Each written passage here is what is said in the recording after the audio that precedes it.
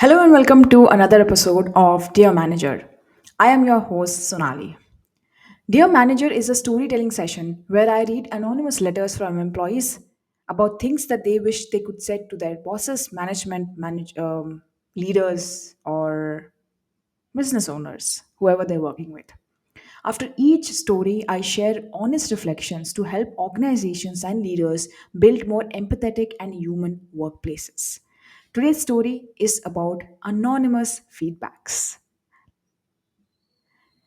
Dear manager, you said feedback was anonymous. I took you at your word and shared how I truly felt. Next week, you quoted me verbatim. I felt exposed, cornered, betrayed.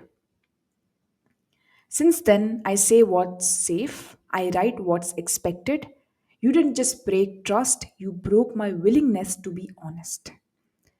How many of you have actually had to fill anonymous surveys at your workplaces? And how many times have you really questioned if it is anonymous or not? I know I have. And when you know that, or you can feel it in your gut that it's not anonymous, you fill in all the good things about the organization or that manager or whatever, and then the organization quotes by saying everybody is very happy, the culture is fantastic here, yet people are leaving, yet people are really unhappy, but it's not on you, it's not on the management, it's just their problem. We are doing the best because we have the data to prove it. But this is what happens when people become vulnerable. This is what happens for quote unquote anonymous surveys. So let me ask you, manager, leader, business owner, founder, do you create an illusion for safety, or do you create containers for truth? I know this is sounding very poetic in nature, but when you're asking for anonymous feedbacks, do you really mean it? Do you really want it? Or are you trying to create an illusion, telling people, oh, come on, it's safe? You know, when parents used to come and say, we are your friend, come and tell us what's happening. And the moment you open up to them, they start lecturing. They completely forget that they were supposed to be the friend, supposed to be the listener, supposed to be a fly on the wall, rather.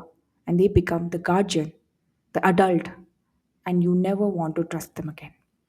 Are you continuing doing the same at your workplace? The next thing, have you ever misused someone's vulnerability for control? If someone is opening up their heart to you, are you using that to control them, to arm twist them? What does it say about you? What does it say about the workplace you're trying to build? Would you like to work in a workplace like that? Let me tell you, all the people that you feel are with you and you feel like you have a control over them, you really don't. Not for long, at least. They're gonna find a workplace, they're gonna resign, and they're going to leave. They're going to talk shit about your workplace. They're going to leave bad reviews. They're going to talk about you in the marketplace. And tomorrow, when nobody wants to work in your organization, you will think, why is this happening with me? God knows. Surprising. Finally, if no one gives you critical feedback, ask, is it really that you're perfect or that it's not safe to speak? It's very important to know that. If no one is giving you any critical feedback, something is wrong. And you need to look into it, and you need to look into it right now. I'm talking to a lot of founders and managers and bosses who are unable to retain their best talent and they have no idea what's going wrong. What's going wrong is the management is not creating safety for employees. Your culture is in a very problematic state. And this is the time to fix it before such anonymous feedbacks and stories come running out about your organization, about you. So that's it for today. I'm hoping that you're enjoying the series called Dear Manager. If you have a story that you want to share, please put your thoughts in the anonymous form in the description. I promise it is completely anonymous. You can be as vulnerable as you can. I will pick up that story, make it into a brief, concise manner, just like the one you just heard today, to ensure that there is no way that it can be tracked back to you. But your story is powerful. Your voice needs to be heard because using that voice, we are going to help companies create a better workplace. We're going to help companies humanize their workplaces. I write a lot of things like this in my newsletter. Please go and subscribe to that.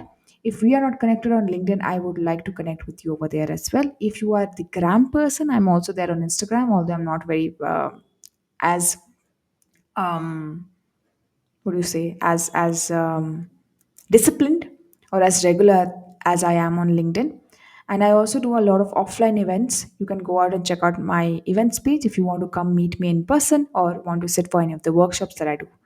That is it for today. I hope you had a good time. Until then, I'll see you next time.